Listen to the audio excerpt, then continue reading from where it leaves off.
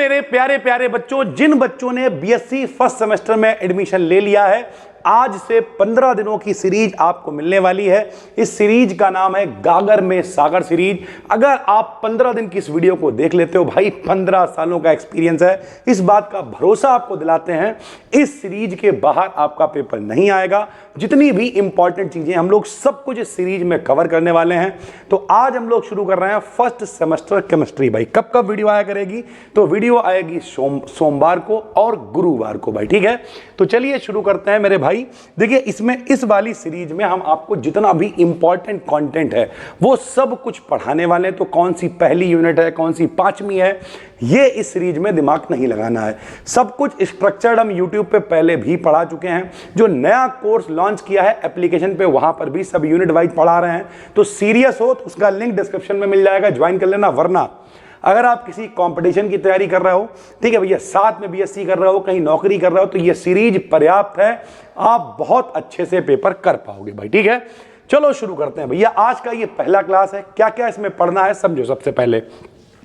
सबसे पहले आप लोग एरो नोटेशन को सीख लें, यानी कौन सा एरो होगा तो वो रिएक्शन में क्या दिखाएगा। भैया जरा समझना, अगर स्ट्रेट एरो होगा, स्ट्रेट एरो का मतलब अगर कोई सीधा सीधा एरो है तो ये दिखाएगा shows the direction of reaction, यानी कोई अभिक्रिया किधर हो रही है, उसकी रिएक्शन क्या है। जैसे हम कहें कि H2 प्लस का Cl2 से बनेगा 2HCl। आराम से समझेंगे, कोई जल्दबाजी नहीं, 15 कायदे के क्लास आपको देंगे। तो भैया ये एरो क्या दिखा रहा है? एरो दिखा रहा है कि जब हाइड्रोजन और क्लोरीन की आपस में क्रिया होगी तो रिएक्शन उधर की तरफ जाएगी और क्या बनेगा मेरे भाई? HCl बनेगा भैया, ठीक है। तो ये जो इस तरीके का एरो होता है, ये भैया किसी अभिक्रिया की डायरेक्शन को, दिशा को दिखाता है भाई, ठीक। फिर अगर ऐसा एरो दिख जाए, double headed straight arrow. Double headed का मतलब भैया जिसकी दो खोपड़ी हो, यानी इधर भी खोपड़ी लगी हो, इधर भी खोपड़ी लगी हो, तो ये क्या दिखाता है? तो ये रेजोनेंस को दिखाता है। रेजोनेंस का मतलब क्या होता है, अभी इसी सीरीज में आगे आपको पढ़ाएंगे। एप्लीकेशन पे जो पहली क्लास हुई है वो रेजोनेंस की ही हुई है। भैया रेजोनेंस का मतलब क्या होता है? बचपन में हम लोगों ने एक नाटक देखा था, गंगाधर और शक्तिमान। एक ही आदमी थे, एक ही के दो स्ट्रक्चर थे, वही शक्तिमान बन जाता था, वही गंगाधर। तो भैया गंगाधर ही शक्तिमान है। तो जब दोनों एक ही आदमी हैं, तो जब एक ही कंपाउंड के एक से ज्यादा स्ट्रक्चर बनाते हैं हम लोग, जैसे हम लोगों ने 12th में पढ़ी थी बेंजीन। भैया बेंजीन का स्ट्रक्चर हम लोग ऐसे भी बनाते थे, single bond double single double single, या फिर मेरे भाई ऐसे भी तो बनाते थे। जरूरी हम यहां से शुरू करें? हम यहां से शुरू करेंगे, सिंगल डबल सिंगल डबल और सिंगल। चाहे यहां से स्टार्ट कर लो, चाहे यहां से स्टार्ट कर लो, दोनों ही बेंजीन के फार्मूले हैं। तो जब एक से ज्यादा फार्मूले बनते हैं उसे कहते हैं रेजोनेटिंग स्ट्रक्चर, और इस घटना को रेजोनेंस कहते हैं। तो जो इस तरीके का एरो है ये क्या दिखाता है मेरे भाई? रेजोनेंस दिखाता है भैया, ठीक है। इस सीरीज में आगे आपको सब कुछ पढ़ने को मिलेगा। हम आपको सजेस्ट करेंगे, अगर आप ये YouTube की फ्री सीरीज से भी पढ़ते हो, 75 में 75 आपके आएंगे, आप एक अच्छी सी कॉपी बना लो। ये सारी फ्री PDF इस सीरीज की टेलीग्राम पर आपको मिलेंगी। डिस्क्रिप्शन में टेलीग्राम चैनल का फ्री लिंक मिल जाएगा, ज्वाइन कर लेना। जो जो पढ़ाएं उसे नोट करते रहना और बहुत अच्छे नंबर आप ले आओगे भाई, ठीक है। तीसरा है हाफ हेडेड स्ट्रेट एरो, यानी अगर हाफ हेडेड का मतलब क्या होता है? आधी खोपड़ी वाला। अगर आधी खोपड़ी वाला स्ट्रेट एरो दिख रहा है, ऐसे आधी खोपड़ी वाला स्ट्रेट एरो दिख रहा है, तो वो दिखाता है इक्विलिब्रियम को मेरे भाई। इक्विलिब्रियम का मतलब क्या होता है? साम्यावस्था। जैसे अगर हम इधर लिख दें बर्फ और इधर लिख दें मेरे भाई पानी, तो जितनी तेजी से बर्फ से पानी बने, अगर उतनी तेजी से ही पानी से बर्फ बने, तो हम कहेंगे कि भैया अग्र अभिक्रिया की दर, यानी जो फॉरवर्ड रेट ऑफ रिएक्शन है वो पश्च अभिक्रिया की दर के बराबर है। बर्फ से पानी जितनी तेज बन रहा है उतनी तेज पानी से बर्फ बन रहा है। रिएक्शन डायनामिक है, दोनों दिशाओं में हो रही है, तो इसे हम लोग कहते हैं उत्क्रमणीय यानी इक्विलिब्रियम मेरे भाई, ठीक है। फिर चौथा कर्व्ड एरो है। कर्व्ड एरो क्या होता है? अगर इस तरीके का घूमा हुआ एरो आपको दिखे, इसे कर्व्ड एरो बोलेंगे, तो ये दिखाएगा हाइड्रोलिटिक बॉन्ड फिशन को। सर जी ये हाइड्रोलिटिक बॉन्ड फिशन क्या होता है? और मेरे भाई अगर एरो ऐसा हो, देखो इस तरीके का एरो हो, समझना मेरे भाई, इस क्लास के लास्ट तक सब समझ में आ जाएगा। अगर एरो ऐसा हो तो ये कैसा है मेरे भाई? तो ये कहलाएगा हाइड्रोलिटिक। और अगर एरो ऐसा हो, ऐसा एरो हो, तो इसे हम लोग कहेंगे होमोलिटिक। अब ये होमोलिटिक क्या होता है, हाइड्रोलिटिक क्या होता है, यहीं से आज के इस क्लास को हम लोग शुरू करेंगे। आप लोग प्रॉपर कॉपी बना लेना, सोमवार और गुरुवार को आपको वीडियो मिला करेगी और सब कुछ नोट करते हुए चलना भैया, इसके बाहर पेपर में नहीं आएगा।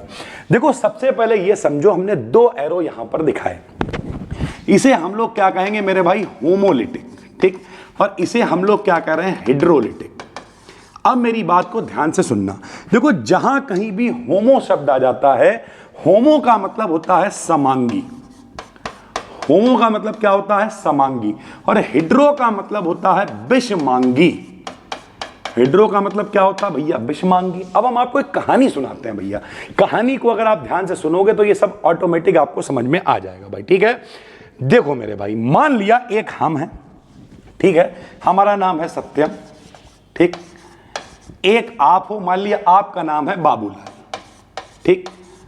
आओ भैया देखते हैं, इस कहानी को ध्यान से सुनना, कहानी समझ गए तो ये हाफ एडेड फुल एडेड समझ में आ जाएगा। तो भैया हम सत्यम हैं, आप बाबूलाल हो, ठीक।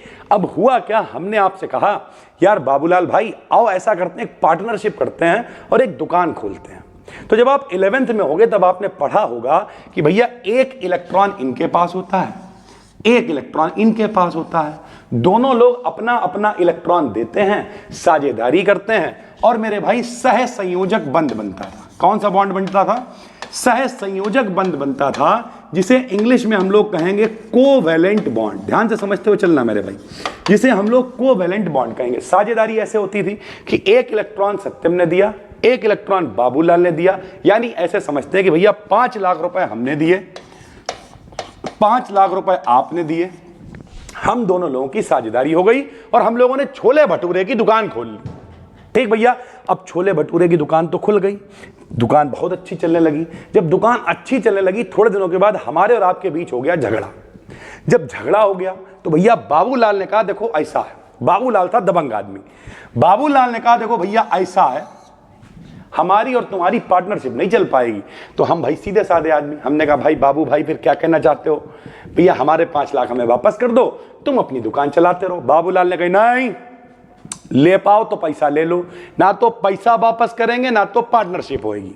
लात मारी और हमें भगा दिया, मान लिया। तो भैया ये क्या हो गया, ये विषमांगी हो गया। विषमांगी का मतलब समान रूप से फैसला नहीं हुआ। मेरे भी पैसे पड़े हुए थे, लेकिन फिर भी बाबूलाल ने दबंगई दिखाई और ये सारा पैसा, अपना इलेक्ट्रॉन मेरा इलेक्ट्रॉन सब कुछ रख लिया, हमें ऐसे ही भगा दिया। लेकिन ऐसे कहानी खत्म थोड़ी होगी।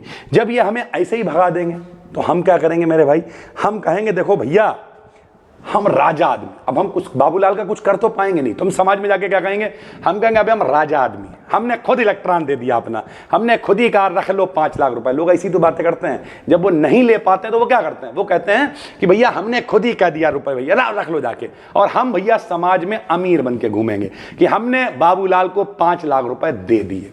तो भैया जो इलेक्ट्रॉन दे देगा, जिसका चला गया इलेक्ट्रॉन, वो राजा बन के घूमेगा, अमीर बन के घूमेगा, तो उसके ऊपर मेरे भाई प्लस आ जाएगा। और जो भैया जबरदस्ती इलेक्ट्रॉन, वो कितना भी दबंग हो लेकिन वो है तो भिखमंगा मेरे भाई, तो उसके ऊपर क्या आ जाएगा, माइनस आ जाएगा। यानी हम आपसे कहना चाह रहे हैं 2 तरीके से बॉन्ड टूट सकता है। एक पहला कौन सा, विषमांगी हमने आपको तरीका बताया, जिसे हाइड्रोलिटिक कहते हैं। हाइड्रोलिटिक में एक ही आदमी दोनों इलेक्ट्रॉन ले गया, इसीलिए ऐसा सिंगल एरो आपको दिख रहा है कि सब कुछ इन्हीं ने ले लिया है, इधर वाले को कुछ भी नहीं मिला है।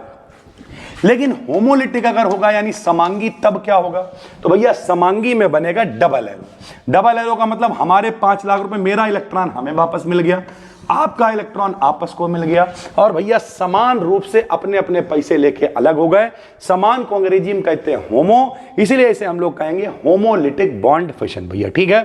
तो एक एक करके हम आपको दिखाते हैं। तो हमने सबसे पहले लिखा types of bond fission. Fission मतलब होता है टूटना, यानी जो बॉन्ड टूटेगा वो कितनी तरीके से टूट सकता है। तो हम कहेंगे भैया 2 तरीके से। पहला तरीका क्या है, होमोलिटिक बॉन्ड फिशन। अभी हमने आपको बताया होमो का मतलब क्या होता है, बताओ। होमो का मतलब होता है मेरे भाई समांगी। होमो का मतलब क्या होता है, समांगी होता है। तो हमने आपसे कहा कि भैया किसी कोवैलेंट बॉन्ड, कोवैलेंट बॉन्ड क्या होता है, जो साझेदारी से बनता है। एक इलेक्ट्रॉन इन्होंने दिया, एक इलेक्ट्रॉन इन्होंने दिया, दोनों के बीच में साझेदारी हुई तो सिंगल बॉन्ड बना। ठीक भैया, तो किसी कोवैलेंट बॉन्ड यानी साझेदारी वाले बॉन्ड यानी सहसंयोजक बॉन्ड के इस प्रकार ब्रेक होने से कि दोनों होमो माने समान रूप से, तो ये बॉन्ड इस तरीके से टूटे कि मेरे भाई ये अपना इलेक्ट्रॉन ले लें अलग हो जाएं, ये अपना इलेक्ट्रॉन ले लें अलग हो जाएं, तब हम लोग इसे कहते हैं होमोलिटिक बॉन्ड फिशन, और इस प्रोसेस को हम लोग होमोलिसिस कहते हैं मेरे भाई। ठीक है, इस प्रोसेस में दो फ्री रेडिकल प्रोड्यूस होंगे भैया। ठीक है, अब ध्यान से मेरी बात को समझना। जैसे यहां देखो CH3 ये CH3 कैसे बना होगा भैया, तो एक इलेक्ट्रॉन इन्होंने दिया होगा, एक इलेक्ट्रॉन इन्होंने दिया होगा, दोनों के बीच में बॉन्ड बन गया होगा। ये क्या है भैया, ये Hν है। Hν ना लिखना चाहो तो इसकी जगह लिख सकते हो सूर्य का प्रकाश। Hν माने होता है सूर्य का प्रकाश। भैया प्लांक ने कहा था प्रकाश जो है वो छोटे छोटे पैकेटों या बंडलों की फॉर्म में चलता है, और एक बंडल को फोटोन कहते हैं, उसकी ऊर्जा इतनी होती है भाई। ठीक, तो जब ये टूटेगा, देखो CH3 एक इलेक्ट्रॉन अपना लेके अलग, ये इलेक्ट्रॉन अपना लेके अलग, तो देखो CH3 अपना इलेक्ट्रॉन लेके अलग हो गया, CH3 अपना इलेक्ट्रॉन लेके अलग हो गया, और दोनों का नाम क्या है, CH3 माने मेथिल। इनके पास एक फ्री इलेक्ट्रॉन है, इसलिए ये कहलाएंगे मेथिल फ्री रेडिकल। यानी जब भी कभी होमोलिटिक बॉन्ड फिशन होगा तो फ्री रेडिकल बनेंगे, दोनों अपना अपना इलेक्ट्रॉन लेकर अलग हो जाएंगे भाई। ठीक है, दूसरा कौन सा होगा भाई, तो दूसरा होगा हाइड्रोलिटिक बॉन्ड फिशन। अब हाइड्रोलिटिक क्या होता है, तो भैया होमो में अपना अपना ले गए और हाइड्रो में होगी दादागिरी, एक आदमी दोनों पे कब्जा कर लेगा। कोवैलेंट बॉन्ड इस प्रकार से टूटता है कि बॉन्ड से जुड़े एक ही एटम को, यानी जो एक ही परमाणु होगा वो दोनों इलेक्ट्रॉन ले जाएगा। कैसे भैया, देखो एक इलेक्ट्रॉन इनका था, एक इलेक्ट्रॉन इनका था, दोनों पे कब्जा कर लिया इनने, तो भैया अब इनने कब्जा कर लिया है तो ये भिखमंगा कहलाएंगे क्योंकि ये लेके बैठे हुए हैं। तो भैया इनके ऊपर क्या आ जाएगा, Br नेगेटिव, और इन्होंने अपना इलेक्ट्रॉन दे दिया तो इनके ऊपर क्या आ जाएगा, प्लस। तो इस तरीके से जो धन आयन आप कहा करते थे, धनायन को इंग्लिश में कहेंगे कैटाइन, माइनस को कहेंगे एनाइन। सरल भाषा में आप समझ गए होंगे। देखो इस प्रोसेस में एक कैटाइन यानी प्लस और एक एनाइन यानी माइनस का फॉर्मेशन होता है। तो आप ये समझ गए होंगे कि भैया जो बॉन्ड है वो दो तरीके से टूट सकता है। बॉन्ड बनता कैसे, पहले तो ये समझो बॉन्ड कैसे बनता है। एक इलेक्ट्रॉन मेरा, एक इलेक्ट्रॉन तुम्हारा, दोनों मिले तो बॉन्ड बन गया। तो अब बॉन्ड जब टूटेगा तो या तो एक आदमी दोनों इलेक्ट्रॉन रख लेगा, एक ऐसे ही चला जाएगा, और या फिर दोनों अपना अपना लेके अलग हो जाएंगे। अपना अपना लेंगे, समान रूप से बटेंगे तो होमोलिटिक कहलाएंगे। एक ही आदमी दोनों ले जाएगा मेरे भाई तो फिर हाइड्रोलिटिक कहलाएगा भैया। ठीक है, उसके बाद अगर हम बात करें तो भैया आपको बॉन्ड फिशन समझ में आ गया होगा। फिर हम लोग समझेंगे टाइप्स ऑफ रिएजेंट क्या होते हैं। आज के इस क्लास में हम लोग रिएजेंट समझ लेंगे, रिएजेंट के बाद इंटरमीडिएट समझेंगे, और इंटरमीडिएट 6 हैं, जिनमें से आज पहला इंटरमीडिएट हम लोग बहुत कायदे से समझ लेंगे। 6 हम आपको नहीं पढ़ाएंगे इस सीरीज में क्योंकि कायदे के हैं 4, तो इस सीरीज में हम आपको 4 पढ़ाएंगे। अगली वाली जो वीडियो आएगी उसमें हम आपको बचे हुए 3 इंटरमीडिएट भी करा देंगे। फिलहाल टाइप्स ऑफ रिएजेंट, भैया रिएजेंट क्या होते हैं। देखो रिएजेंट को अगर हिंदी में कहोगे तो रिएजेंट को हिंदी में कहते हैं अभिकारक। क्या होता है मेरे भाई अभिकारक? अभिकारक का मतलब क्रिया करने वाला। तो it is mainly of 2 types, 2 प्रकार के होते हैं भैया। पहला क्या होता है, पहला होता है इलेक्ट्रोफिलिक रिएजेंट, या इसे हम लोग कहते हैं इलेक्ट्रोफाइल। अब भैया एक बात समझो, इलेक्ट्रो का मतलब होता है इलेक्ट्रॉन और फिलिक का मतलब होता है लविंग, यानी जो इलेक्ट्रॉन लविंग हैं, जिनके पास इलेक्ट्रॉन से प्यार कौन करेगा, जिसके पास इलेक्ट्रॉन की कमी होगी। तो ऐसे ग्रुप होंगे जो इलेक्ट्रॉन की कमी से जूझ रहे होंगे, उन्हें इलेक्ट्रॉन से बहुत प्यार होगा, कैसे भी आए बस इलेक्ट्रॉन आना चाहिए। तो जब इलेक्ट्रॉन आएगा तो हम लोग उसे कहेंगे इलेक्ट्रोफाइल। तो देखो हमने लिखा है इलेक्ट्रोफिलिक का अर्थ होता है इलेक्ट्रॉन लविंग। ठीक भैया, ये इलेक्ट्रॉन डिफिशिएंट का मतलब होता है जिनके पास कमी होती है, जिनके पास डिफिशियंसी होगी, कमी होगी, वही तो प्यार करेंगे भाई। तो ये इलेक्ट्रॉन डिफिशिएंट मॉलिक्यूल होते हैं तथा पेयर ऑफ इलेक्ट्रॉन्स को एक्सेप्ट करने की टेंडेंसी रखते हैं।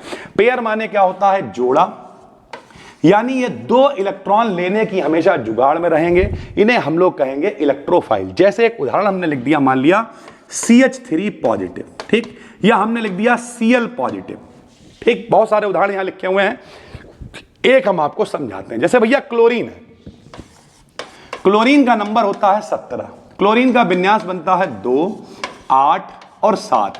सबको पता है कौशल लुईस ने कहा था जिसके पास भी 8 इलेक्ट्रॉन होंगे वो संतुष्ट रहेगा। इनके पास 7 हैं, ये किसी से 1 इलेक्ट्रॉन मांगते हैं।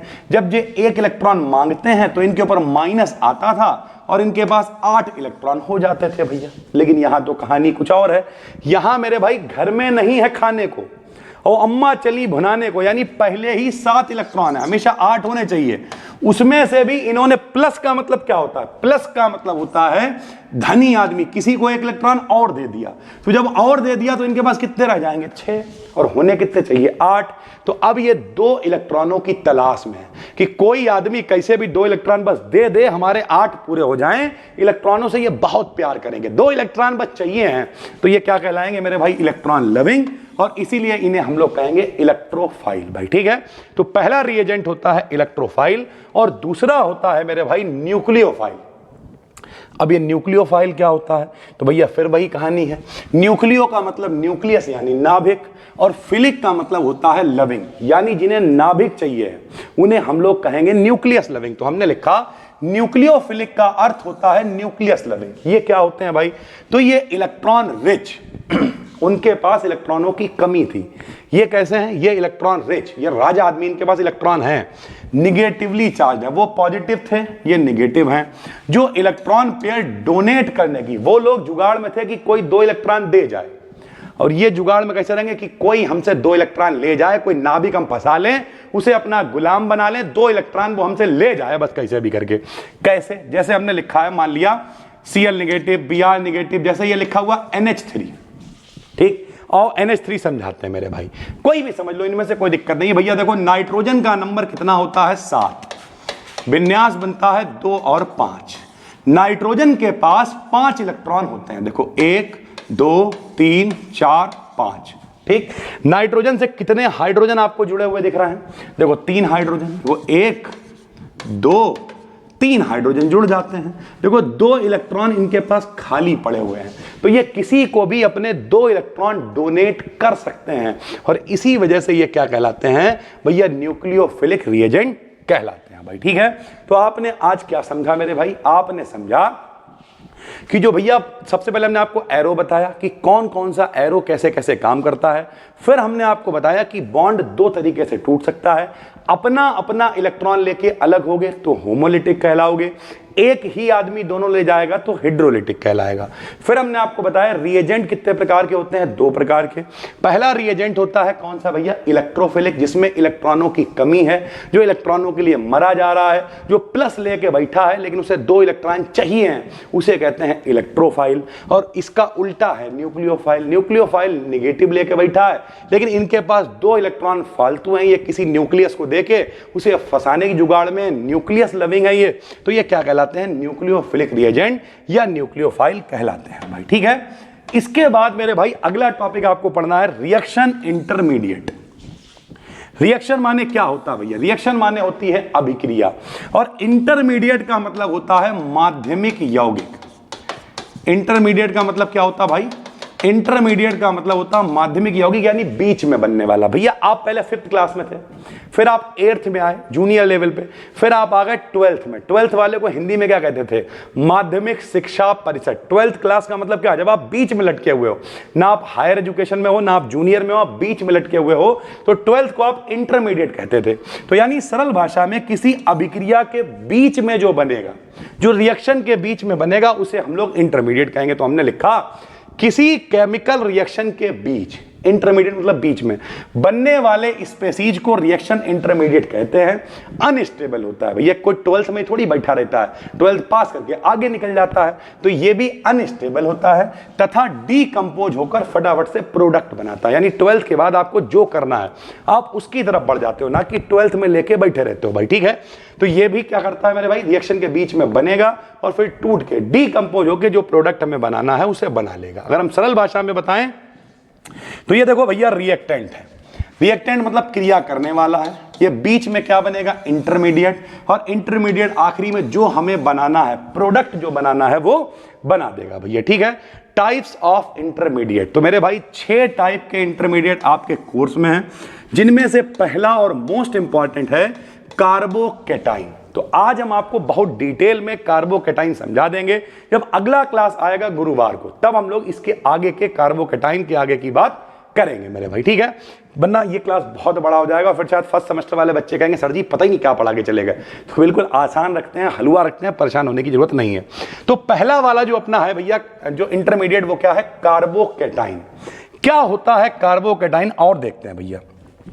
कार्बो का मतलब कार्बन और कैटाइन का मतलब प्लस, यानी जब भी कभी कार्बन के ऊपर प्लस आ जाएगा तो उसे हम लोग कार्बोकैटाइन कहेंगे भाई, ठीक। तो हमने लिखा वे स्पेसीज या आयन जिनमें कार्बन एटम पर पॉजिटिव चार्ज, पॉजिटिव का मतलब प्लस प्रेजेंट होता है, कार्बोकैटाइन कहलाते हैं। इन्हें एक और नाम से भी हम लोग जानते हैं, कार्बोनियम आयन। साथ में नोट्स बनाते चलोगे, बहुत मजा आएगा। नाम ही है कार्बोकैटाइन। कार्बन के ऊपर कैटाइन माने प्लस, यानी ऐसे स्पेसीज, ऐसे आयन जिनमें कार्बन के ऊपर प्लस होता है, उन्हें हम लोग कार्बोकैटाइन कहते हैं। बनाओगे कैसे भैया? तो देखो अभी हमने आपको बताया कि हाइड्रोलिटिक बॉन्ड फिशन करा दो। हाइड्रोलिटिक का मतलब क्या है? एक इलेक्ट्रॉन इनका, एक इनका। लेकिन अगर ये आदमी दोनों ले जाए तो इनके ऊपर आएगा माइनस, भिखमंगा है जे, इनके ऊपर आएगा प्लस, और कार्बन के ऊपर अगर प्लस आ गया तो ये बन गया मेथिल कार्बोकैटाइन। तो एक तो तरीका ये है, हाइड्रोलिटिक बॉन्ड फिशन अगर आप करा देते हो तो एक के ऊपर प्लस, एक के ऊपर माइनस, कार्बोकैटाइन बन जाएगा। दूसरा क्या है? By addition of proton. Proton क्या होता है भैया? जब हाइड्रोजन है, हाइड्रोजन का नंबर कितना होता है? एक। जिसका नंबर जितना होता है उतने उसमें इलेक्ट्रॉन होते हैं, उतने ही प्रोटॉन होते हैं। अगर हाइड्रोजन का नंबर एक है तो इसमें इलेक्ट्रॉन कितना होगा? एक। इसमें प्रोटॉन भी कितना होगा? एक। सही है मेरे भाई? जितना जिसका नंबर होता उतने इलेक्ट्रॉन, उतने प्रोटॉन। अगर हाइड्रोजन अपना एक इलेक्ट्रॉन दे दे तो जो देता है वो राजा होता है, तो इसके ऊपर एक प्लस आ जाता है, तो सिर्फ प्रोटॉन बचता है, यानी प्रोटॉन को हम H पॉजिटिव से लिखते हैं भाई, ठीक। तो भैया by addition of proton to alkene. Alkene क्या होता है? सिंगल बॉन्ड वाले जो होते हैं उन्हें एल्केन कहते हैं, और जो डबल बॉन्ड वाले होते हैं उन्हें एल्कीन कहते हैं। ट्रिपल बॉन्ड वालों को एल्काइन कहते हैं। तो भैया ये देखो डबल बॉन्ड वाला है CH2, double bond CH2, double bond है तो ये क्या है मेरे भाई? एल्कीन है। क्या ऐड करने को कह रहा? प्रोटॉन। तो H पॉजिटिव हमने ऐड कर दिया। ऐड करेंगे मेरे भाई तो ऐड करने के लिए जगह भी तो चाहिए है। तो देखो डबल बॉन्ड था, एक बॉन्ड टूट जाएगा। बॉन्ड टूटेगा तो एक जगह इनके पास खाली, एक जगह इनके पास खाली। एक आदमी को H मिल जाएगा तो CH3 हो जाएगा, एक आदमी के ऊपर प्लस आ जाएगा तो CH3 single bond, CH2 positive. नाम क्या हो जाएगा भैया? दो कार्बन है तो इसका नाम है एथिल कार्बोकैटाइन। तो दो तरीके से आप कैटाइन को बना सकते हो। पहला, और जरूरी नहीं पेपर में आप दोनों लिखो, पेपर में अगर आप केवल एक भी लिख देते हो फॉर्मेशन तब भी ठीक है, दोनों अगर आपको आती हैं तो बहुत अच्छी बात है भाई, ठीक है। या फिर आप ऐसे बना सकते हो कि कोई इलेक्ट्रोफाइल ऐड कर दो। अभी ऊपर बता चुके आपको इलेक्ट्रोफाइल क्या होता है। इलेक्ट्रोफाइल यानी जिनके पास इलेक्ट्रॉन की कमी होती है।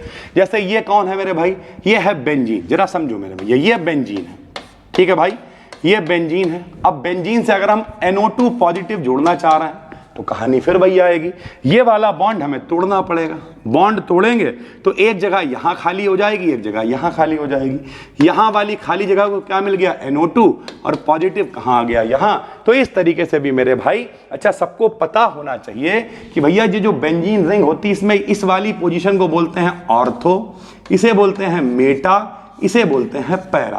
तो देखो ऑर्थो पे NO2 जुड़ गया है तो इसका नाम है ऑर्थो। NO2 माने नाइट्रो, ऑर्थो नाइट्रो, और बेंजीन के ऊपर आयन आ गया है तो इसका नाम है ऑर्थो नाइट्रो बेंजोनियम आयन। तो ऐसे भी आप इसे बना सकते हो भाई, ठीक है। अगर हम कार्बोकैटाइन की प्रॉपर्टीज की बात करें तो भैया फिर वही कहानी है। कार्बोकैटाइन का मतलब क्या? कार्बोकैटाइन का मतलब कार्बन के ऊपर प्लस है, तो अगर आप इससे कोई माइनस वाला यानी न्यूक्लियोफाइल जोड़ोगे तो प्रोडक्ट बन जाएगा। तो भैया प्लस और माइनस उदासीन हो जाएंगे, Br इनसे आके जुड़ जाएगा, तो यानी ये आसानी से न्यूक्लियोफाइल से नेगेटिव वाले से जुड़ जाएंगे मेरे भाई, ठीक है। जो प्रोटॉन हमने जोड़ा था उसे अलग भी कर सकते हैं, ये इसकी प्रॉपर्टी है। तो रिमूवल ऑफ अ प्रोटॉन, देखो CH3 CH2 पॉजिटिव बना था, अगर फिर से आप यहां से H पॉजिटिव रिमूव करोगे तो दोबारा दोनों पे जगह खाली हो जाएगी, दोबारा बॉन्ड बन के एल्कीन बन जाएगा, तो आप प्रोटॉन को इससे रिमूव भी कर सकते हो। तीसरी इसकी प्रॉपर्टी है रीअरेंजमेंट। रीअरेंजमेंट क्या होता है? रीअरेंजमेंट का मतलब होता है, मान लिया तुम अपनी बारात में बहुत जोश में थे और तुमने कहा कि भैया पानी लगेगा वहां जहां पे हमारी जयमाल पड़ेगी, क्योंकि आदमी कुछ भी खाए वो पानी जरूर पिएगा, और हम देखेंगे कि कौन कौन मेरी बारात में आया। पापा ने कही ज्यादा जोश में ना हो, पानी लगेगा भैया रिसेप्शन पे, ताकि मेरे भाई हम जो रिसेप्शन पे बैना लिखेंगे बैठ के, वहां पे हम देखेंगे बैठ के कि कौन कौन आदमी पानी पी रहा है। बैना नहीं उसे कहते, न्यूता लिखेंगे बैठ के भाई, ठीक है। तो ओवरऑल बात करें तो भैया जो तुमने पानी लगवाया था वो था अरेंजमेंट, पापा ने उठा के कहीं और लगवा दिया, वो हो गया रीअरेंजमेंट। तो भैया इसमें रीअरेंजमेंट भी होता है। जैसे अगर हम बात करें कि CH3 CH3 CH3 CH2 positive है मेरे भाई, ठीक। अब हमने क्या किया मेरे भाई, जरा देखना, CH3 ऐसे रखा, ये देखो, CH3 C ऐसे रखा, ये देखो, CH2 ऐसे रखा, ये देखो, ये CH3 भी ऐसे ही है, ये देखो, लेके इनका प्लस इन्हें दे दिया और इनसे CH3 ले लिया, ये देखो। तो भैया पहले CH3 यहां था, अब CH3 यहां आ गया, यानी दोनों में क्या हो गया, रीअरेंजमेंट हो गया, कहीं से हटा के कहीं पे कुछ लगा दिया, इसे हम लोग कहते हैं रीअरेंजमेंट मेरे भाई, ठीक है। उसके बाद अगर हम इसके स्ट्रक्चर की बात करें तो भैया स्ट्रक्चर होता है पॉजिटिवली चार्ज कार्बन, क्योंकि कार्बोकैटाइन है, कैटाइन के ऊपर प्लस है, तो जो प्लस वाला चार्ज वाला जो कार्बन होता है उस पर संकरण कैसा होता है बताओ, sp2 हाइब्रिडाइज्ड होता है। सबने पढ़ रखा होगा संकरण 11th क्लास में, जब एक S और एक P मिलता था तो उसे sp संकरण कहते थे, एक S और 2 P मिलते थे तो उसे sp2 संकरण कहते थे, तथा इसमें pz ऑर्बिटल खाली होता है। इस तरीके से स्ट्रक्चर बनेगा भैया, एक कार्बन, 1 2 3 ये बॉन्ड बनेंगे, 3 इलेक्ट्रॉन होंगे और एक खाली pz ऑर्बिटल होता है। अब सर जी कैसे pz खाली होता है, क्या होता है, समझाओ।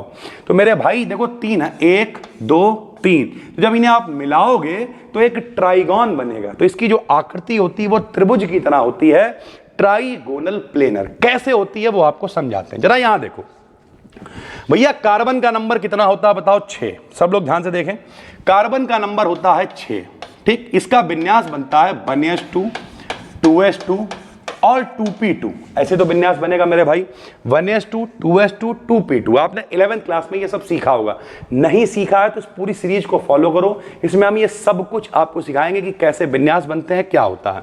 भैया अब होता क्या है, जब एक इलेक्ट्रॉन इनने प्लस का मतलब एक इलेक्ट्रॉन देना पड़ेगा तो 5 रह जाएंगे, तो यहां से एक इलेक्ट्रॉन हो जाएगा कम।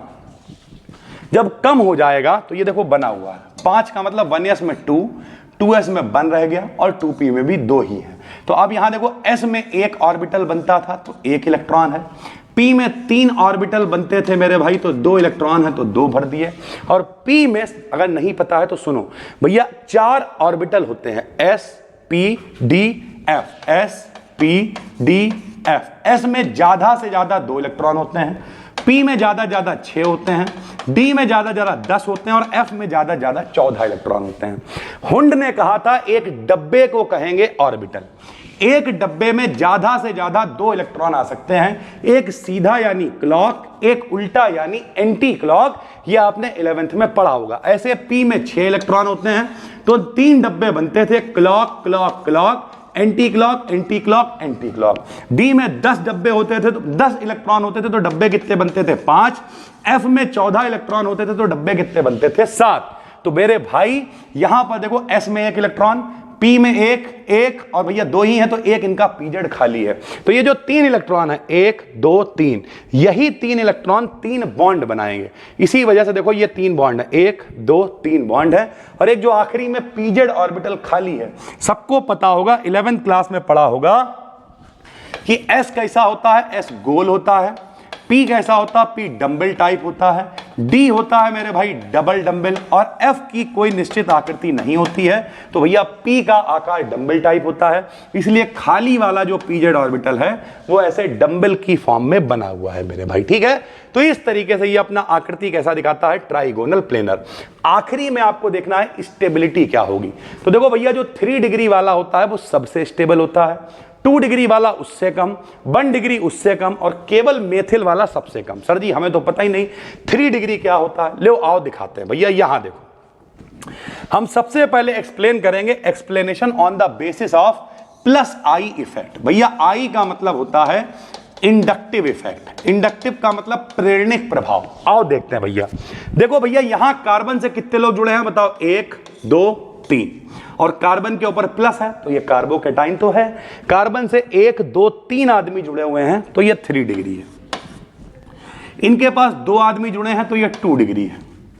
इनके पास एक ही आदमी जुड़ा है तो ये 1 डिग्री है। और जो अकेले तन्हाई में बैठे हुए हैं सिर्फ हाइड्रोजन लेके तो ये सिर्फ मेथिल कार्बोकैटाइन है। अब भैया इनके पास 3 लोगों की सपोर्ट है, 3 आदमी इनसे कह रहे तुम टेंशन ना लेना, हम बैठे हो। प्लस आई का मतलब क्या है? प्लस माने पॉजिटिव, आई माने इंडक्टिव इफेक्ट। ये तीनों आदमी ने इंड्यूस कर रहे हैं, परेशान ना होना, हम बैठे हुए, तुम टेंशन क्यों लेते हो मेरे भाई। तो जब 3 आदमी इनके पास सपोर्ट है तो ये सबसे ज्यादा स्टेबल आदमी है। इनके पास 2 का सपोर्ट है, उनसे कम स्टेबल है। 1 का सपोर्ट है, सबसे कम स्टेबल है। ये पड़े हुए तन्हाई में कोई सपोर्ट नहीं, मैं कितना तन्हा तन्हा लोनली तेरे बिन कोई हमें पूछने वाला नहीं मेरे भाई, तो ये सबसे कम स्टेबल है। और सबको पता है मेरे भाई कि स्टेबिलिटी जो है, यहां पर देखिए लिखा है एल्किल ग्रुप का positive inductive effect carbon atom पर प्रेजेंट चार्ज को घटाने में हेल्प करता है। स्टेबिलिटी जितनी ज्यादा होगी चार्ज उतना कम होगा। मतलब एक बुढ़े को पकड़ के लाओ, स्टेबिलिटी बहुत होगी, पड़ा रहेगा, कोई आवेश नहीं, कोई गुस्सा नहीं, कुछ नहीं।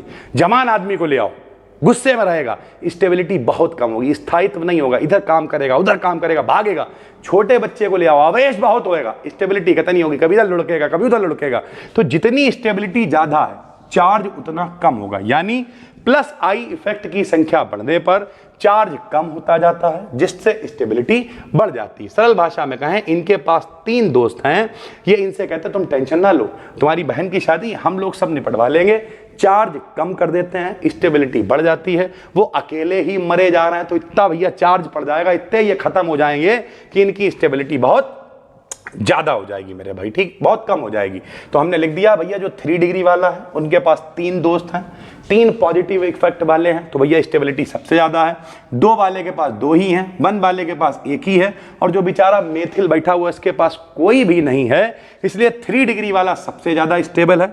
इसका मतलब तो समझते होगे ना मेरे भाई, ये जो 2 चोंच बनी इसका मतलब 2 जिधर है वो ज्यादा है, तो ये ज्यादा स्टेबल है, ये कम स्टेबल है।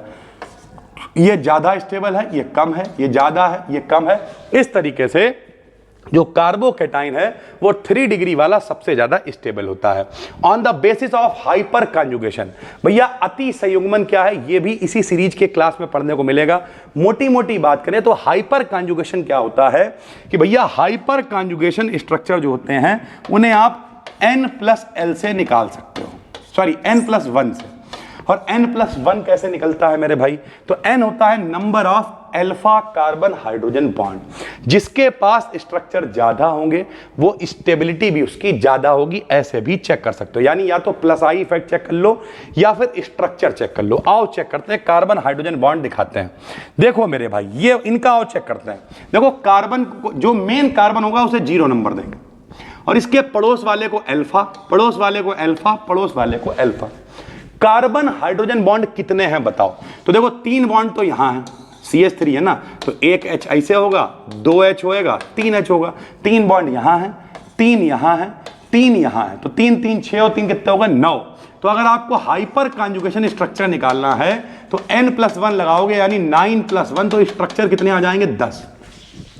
इसके 10 स्ट्रक्चर बनेंगे। और हमने आपको सिखा रखा है कि भैया हमारी कोचिंग के बाहर बर्रैया का छत्ता लग गया था, लोगों ने नोच के फेंक दो, हमने कहा ठंड आएगी खुद ही गायब हो जाएंगे। क्यों? क्योंकि बर्रैया इतने स्ट्रक्चर बना ही नहीं सकती है, वो ठंड में झेल ही नहीं पाएगी, गायब हो जाएगी। जो जितने ज्यादा स्ट्रक्चर बनाएगा वो उतना ज्यादा स्टेबल होगा। ठंड आ गई, रजैया ओढ़ के आ गए, गर्मी आ गई, पंखा चला के आ गए, ठीक, बसंत ऋतु आ गई, चलने लगी है हवा, करने लगे।